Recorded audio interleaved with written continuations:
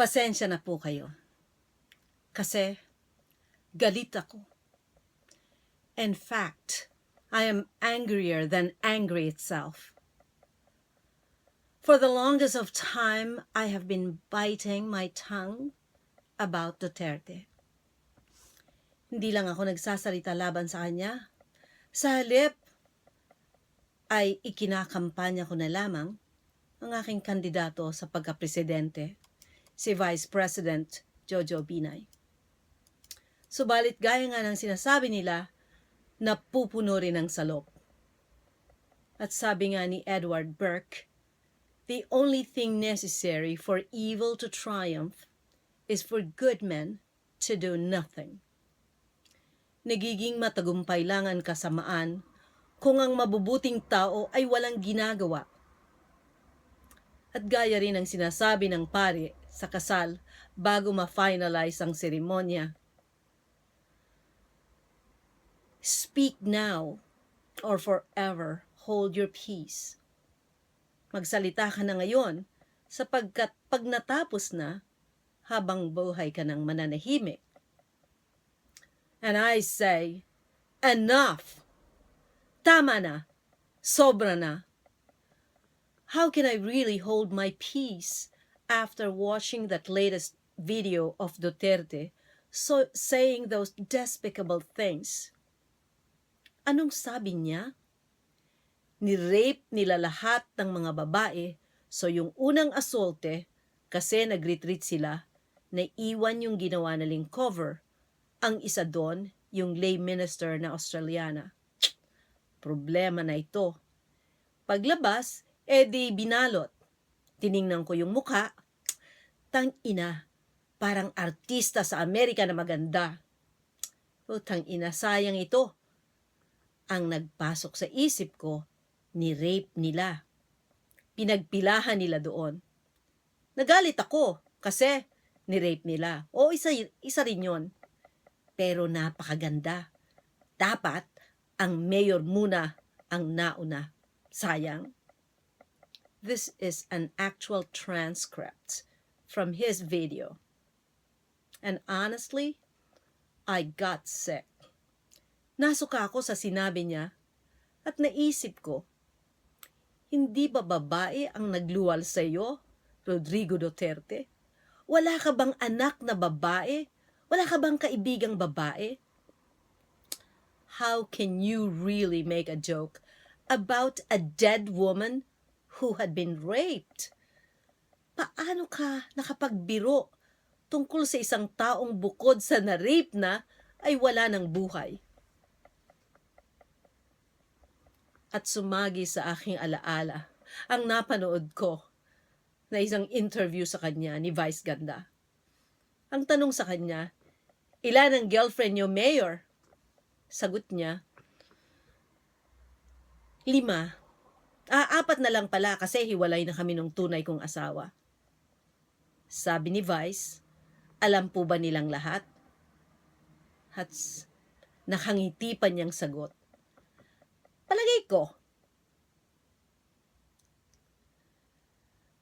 As condemnation from all parts of the world came because of his rape joke, Duterte came up with another interview, another video.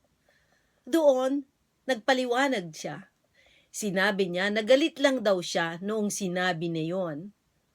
According to him, and I quote, "It was a bad joke, but it was not a joke." Hindi ko alam kung anong ibig sabihin niya doon. Sinabi pa niya during that interview, ganon ang mga lalaki pag nagsalita. Putang ina, naunahan mo pa ako, leche ka. Sasabihin mo ba yun? Kahit nang sinasabi mo ay tungkol sa isang panggagahasa? Hindi balik kung nanliligaw ka. Naunahan mo pa ako. Pero this is about a dead woman who was raped.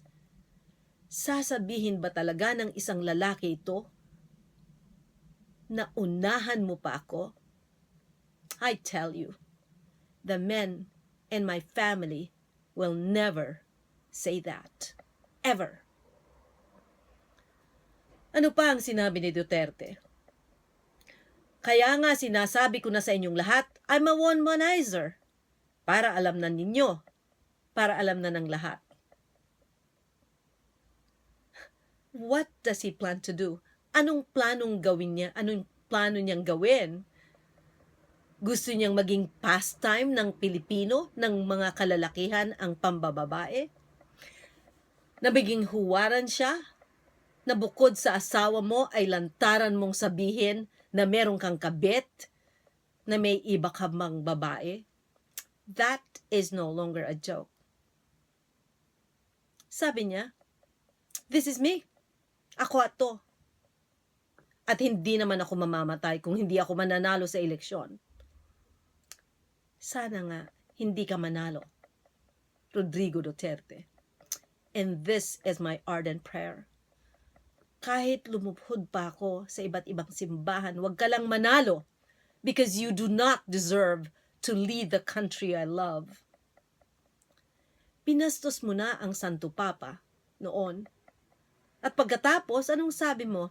That was just a joke. Ngayon, isang misyonary naman, taong simbahan na ginahasa ang tampulan ng iyong biro. Dahil galit ka kamo sa nangyaring insidente sa Davao? Ano ang koneksyon? At sino na naman ang susunod ng tampulan ng biro mo? Ang Diyos? Katulad pa rin ang pagsasabi mo tuwing hahali ka sa babae, sa pangangampanya mo, na gusto ko kasi, lips to lips pa. Nilalabas ko pa ang dila ko. You are making a mockery of us women.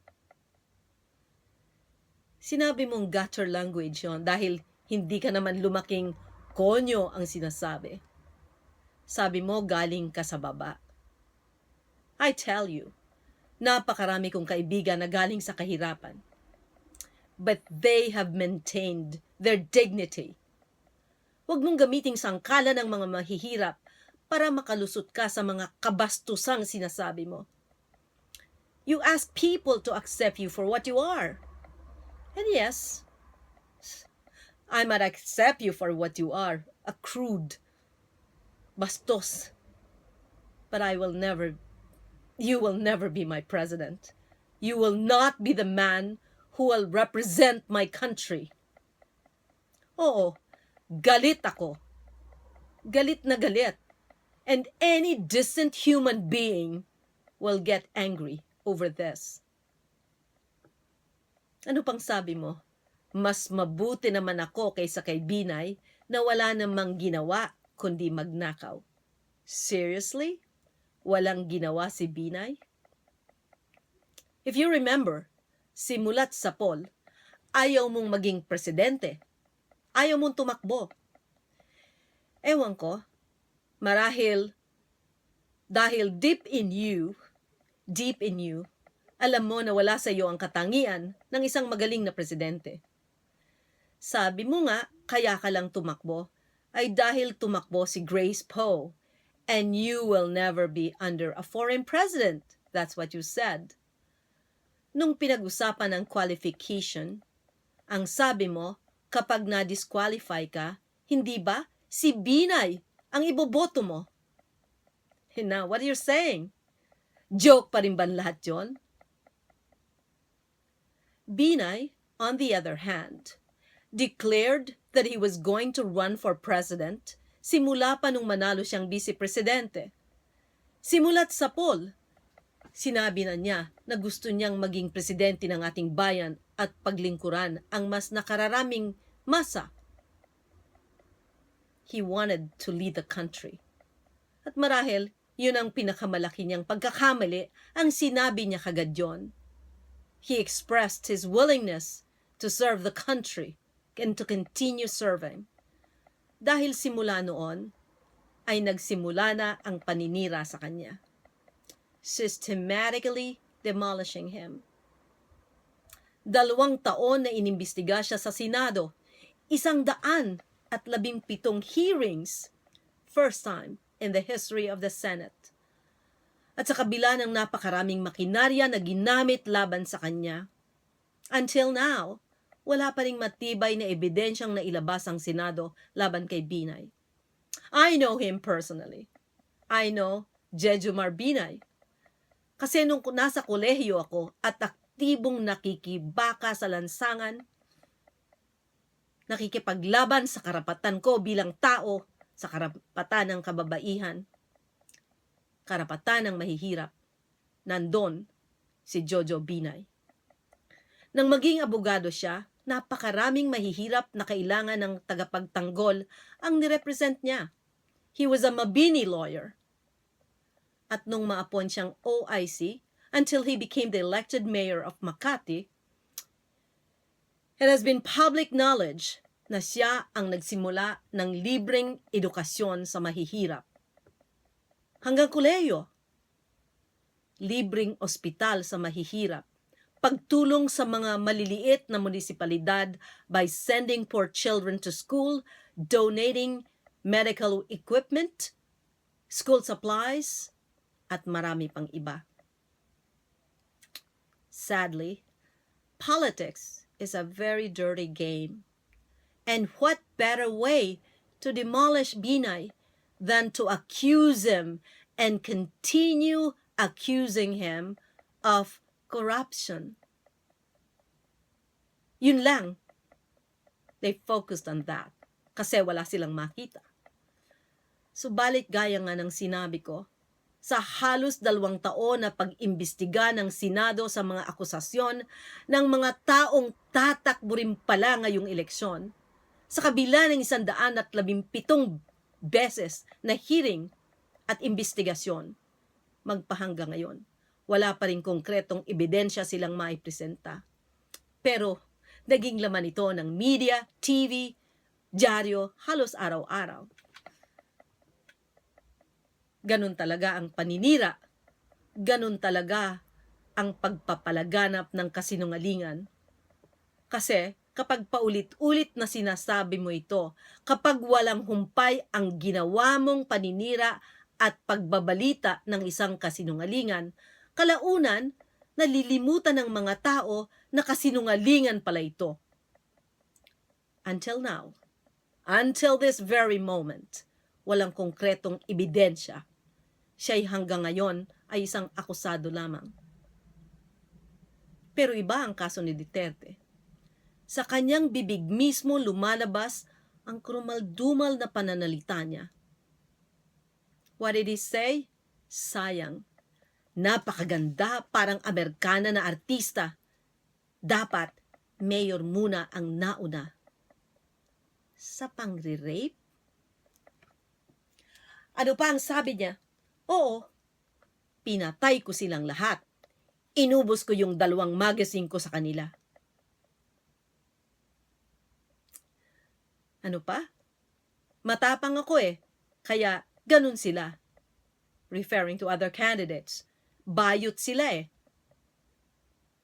What did he say? Aalisin ko lahat ang drug problems at crimes in 3 to 6 months. 3 to 6 months? Really? Ano pa? 2 kwarto ko sa Malacanang para di mag-away ang mga babae ko. What did he say? Oo. Ako yung death squad ng Davao at sinasabi nila 1,000 lang ang napatay ko. Maliit yan. Pag naging presidente nyo ako, magiging 50,000 yan, 100,000 yan. Kaya hindi wag nyo akong iboto. Sabi niya, sapagkat pag akong presidente, 100,000 yan, tataba ang mga isda sa Malacanang kasi itatapong ko sila dyan sa Manila Bay. Are you serious? At ito ang klase ng taong pinapalakpakan mo? Tinatawanan mo? Nagtatawa ka sa kanyang sinasabi? And you're saying, hurrah? Nasaan ang ating moralidad? Nasaan ang paniniwala natin sa Diyos? Duterte, you are the biggest joke of them all. And I pray to God na hindi ka maging presidente ng bayang minamahal ko. Thank you for listening.